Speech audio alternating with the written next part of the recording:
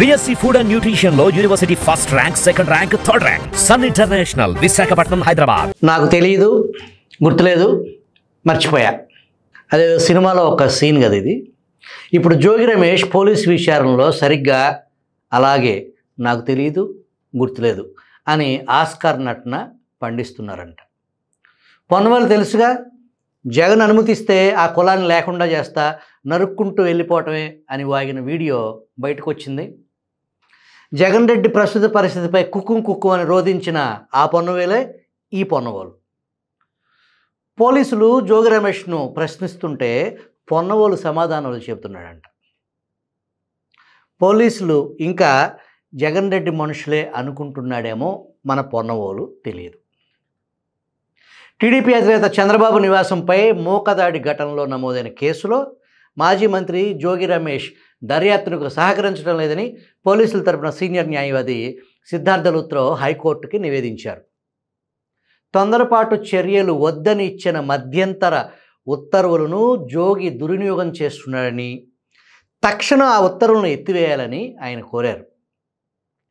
దర్యాప్తు అధికారి నిందితుడిని ప్రశ్నిస్తుంటే జోగితో పాటు విచారణకు హాజరైన న్యాయవాది పొన్నవోలు సుధాకర్ రెడ్డి సమాధానం చెబుతున్నారని వివరించారు. అందుకు సంబంధించిన వీడియోను కోర్టు ముందు ఉంచారు. జోగి విచారణకు హాజరు కావాలని దర్యాప్తు అధికారి ఇప్పటి వరకు 3 సార్లు నోటీస్ ఇచ్చారని, 3వ నోటీసు తరువాత న్యాయవాది పొన్నవోలుతో కలిసి జోగి రమేష్ విచారణకు హాజరయ్యారని కోర్టుకు తెలిపారు.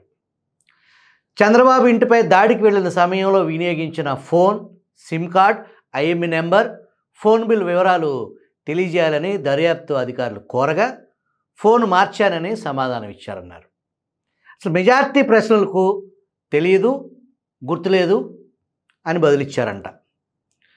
ప్రస్తుతం వినియోగిస్తున్న ఫోన్ ఇవ్వటానికి కూడా జోగి నిరాకరించారని సిద్ధార్థ కోర్టుకు తెలియజేశారు.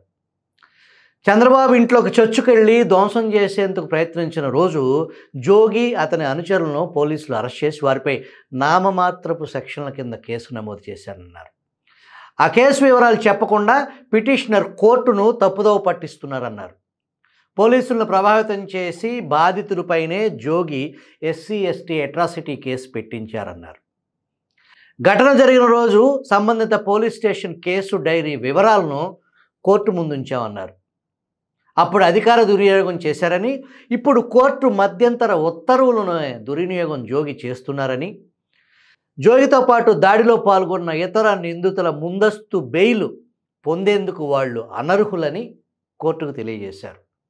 జోగి తరపున న్యాయవాది ఉద్దేశపూర్వకంగా వాదనలు వినిపించేందుకు జాప్యం చేస్తున్నారని కోర్టు దృష్టికి తీసుకొచ్చారు.